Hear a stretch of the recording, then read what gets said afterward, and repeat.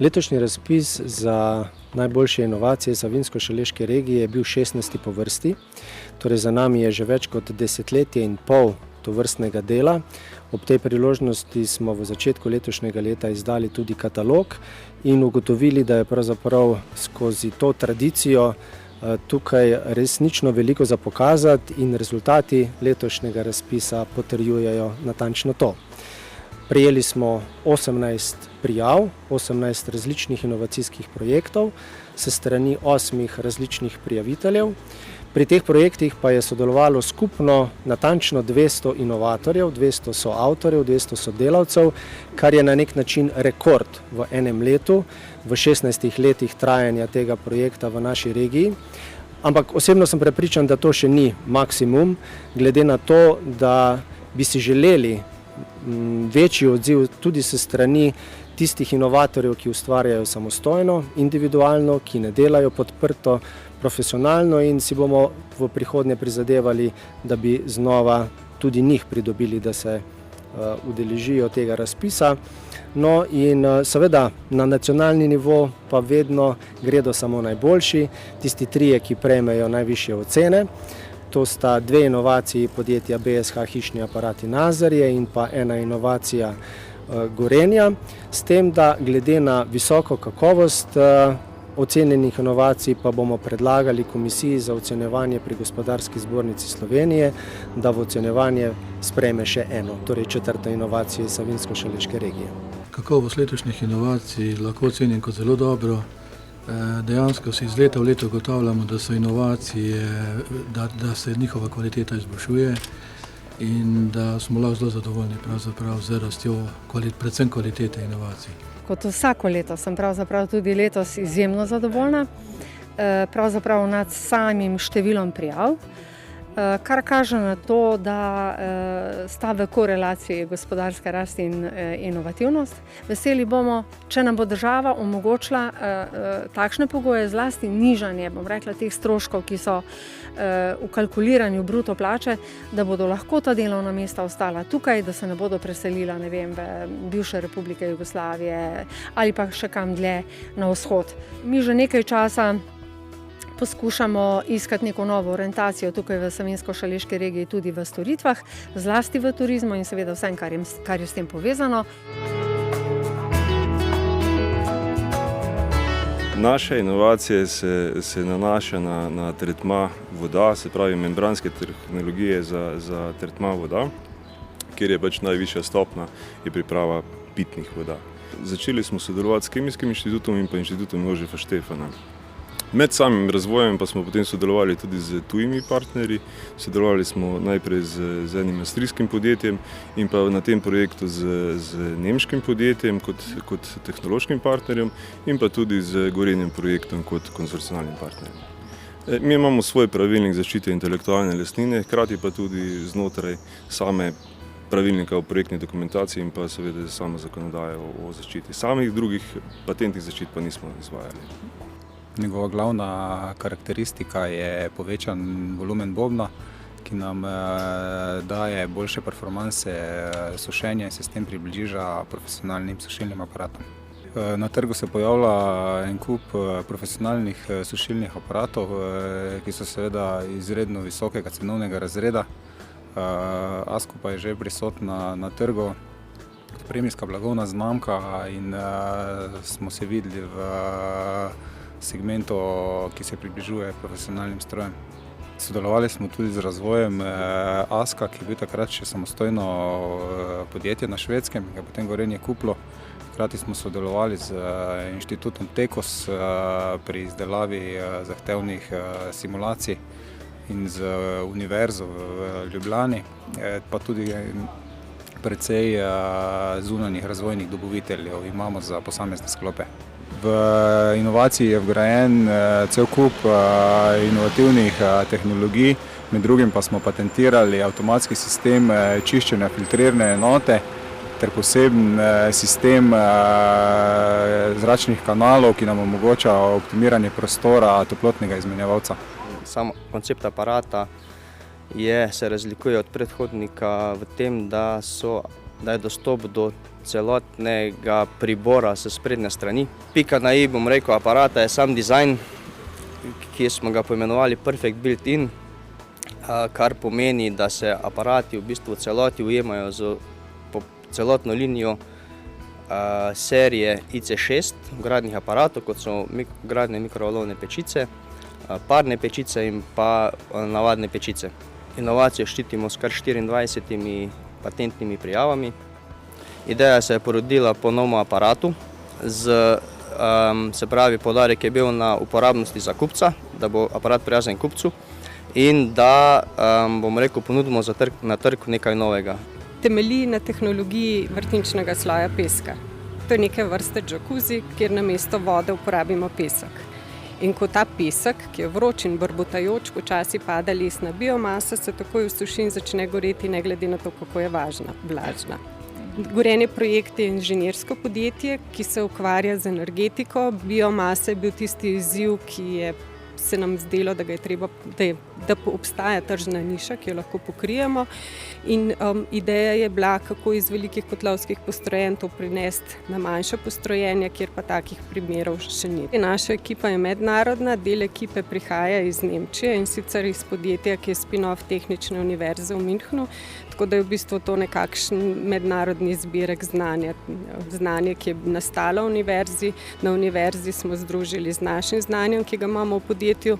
Mogoče, če se lahko še korak naprej odpravim, v tej skupini dodajamo še razvojne skupine z slovenskih univerz in postavljamo za nadaljnji razvoj tega izdelka novo skupino. Jaz mislim, da je klima zelo pozitivna, kar vidim zelo velik napredek je to, da je v zadnjem času prišla iniciativa celo iz raziskovalnih inštitucij, potem da bi sodelovali v razvojnih projektih.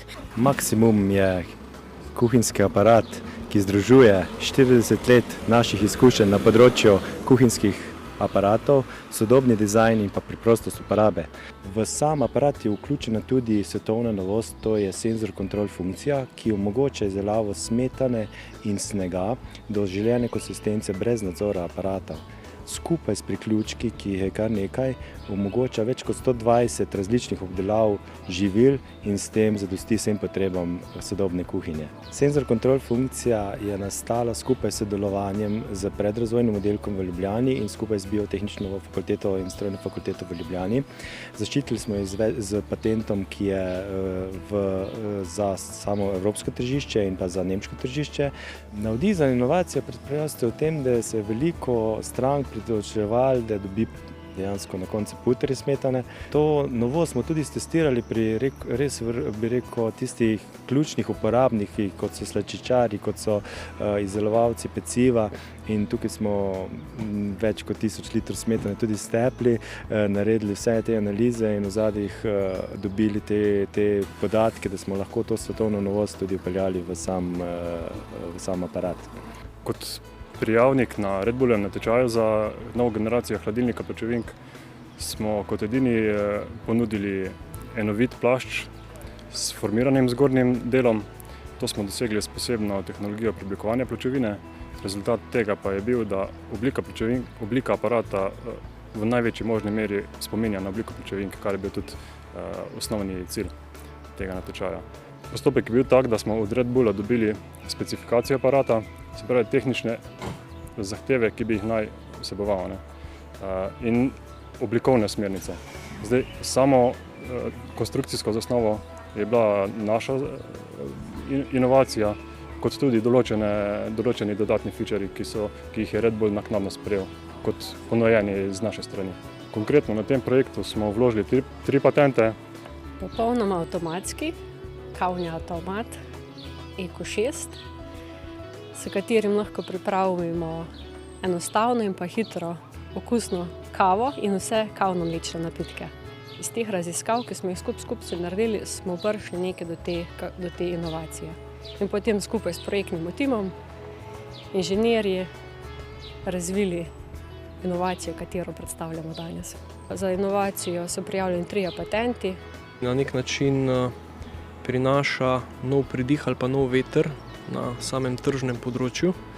pri čemer je tako za končnega uporabnika kot za nas v tem primeru praktično postala neka igra kombinatorike in pa inovativne uporabe najnovejših, najnaprednejših kuharskih tehnologij, tako da si upamo trditi, da še tako zahteven uporabnik v tem primeru ne ostane razočaran.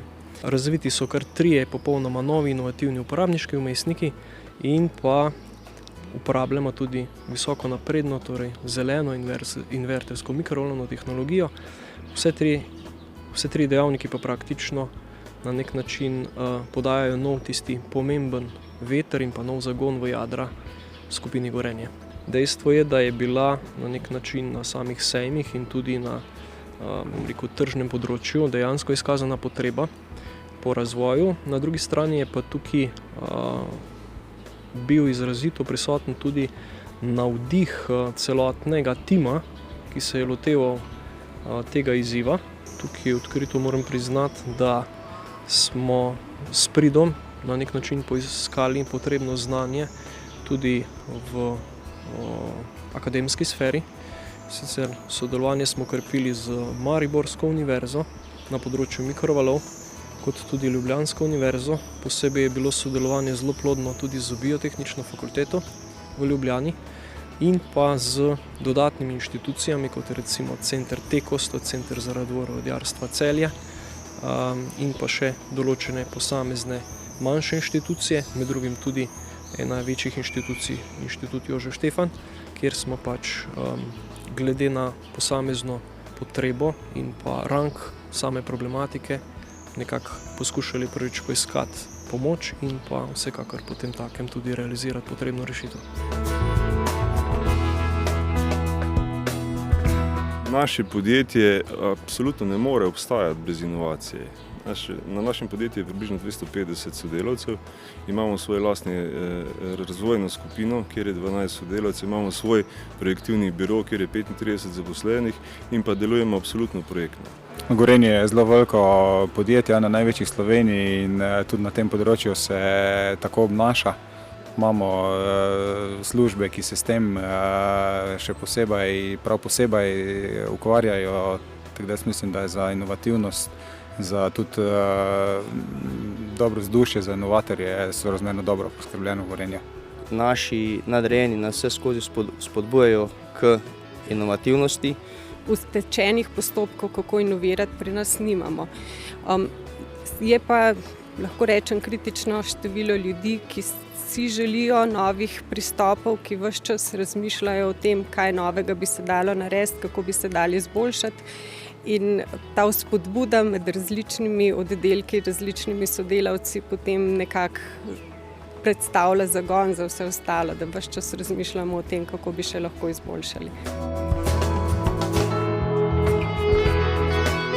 Predvsem bom rekel vztrajnost, da prepriča najprej tistega, ki mu podpre razvoj in na koncu bom rekel tudi plasma ideje na tržišče oziroma inovacije na tržišče.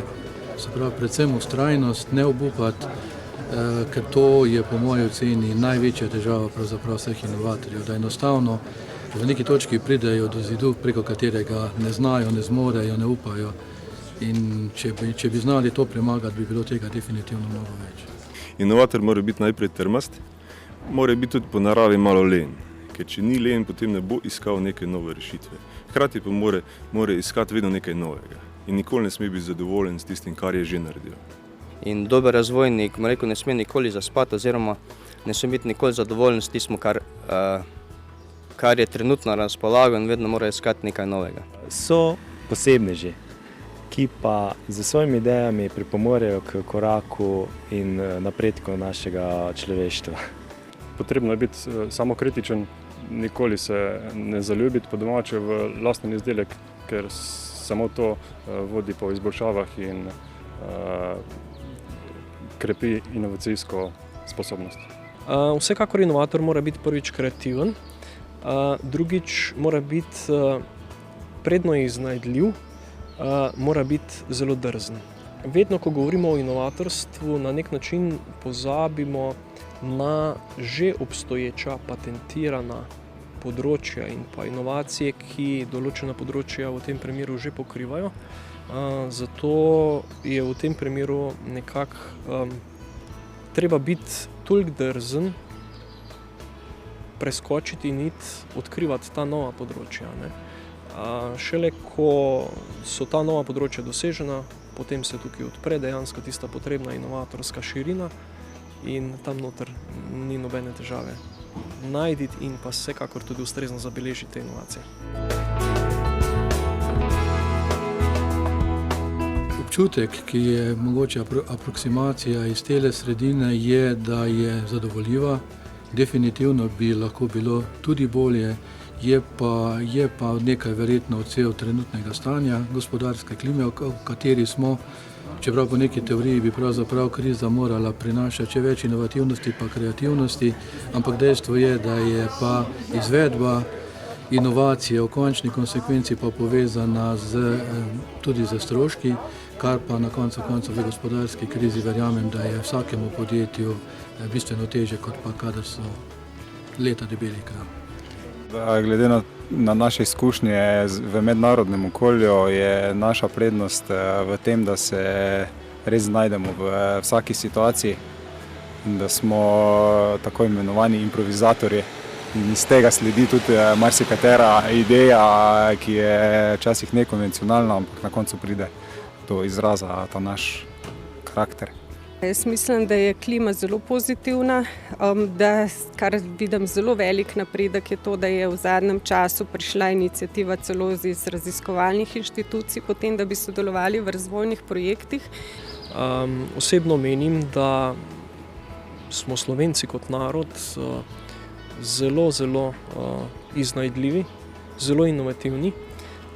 Na drugi strani je pa dejstvo, da je v večini teh primerov obstaja nek problem, težava ali pa barijera, kako vse te inovacije pravilno tudi v praksi uporabiti oziroma jih pravilno predstaviti potencialnim vlagateljem. Po današnjih rezultatih smatram, da je precej dobra. Tudi če zdaj opazujem tuje trge ali pa slovenske trge, mislim, da smo inovativni in da smo na dobri poti še biti bolj inovativni.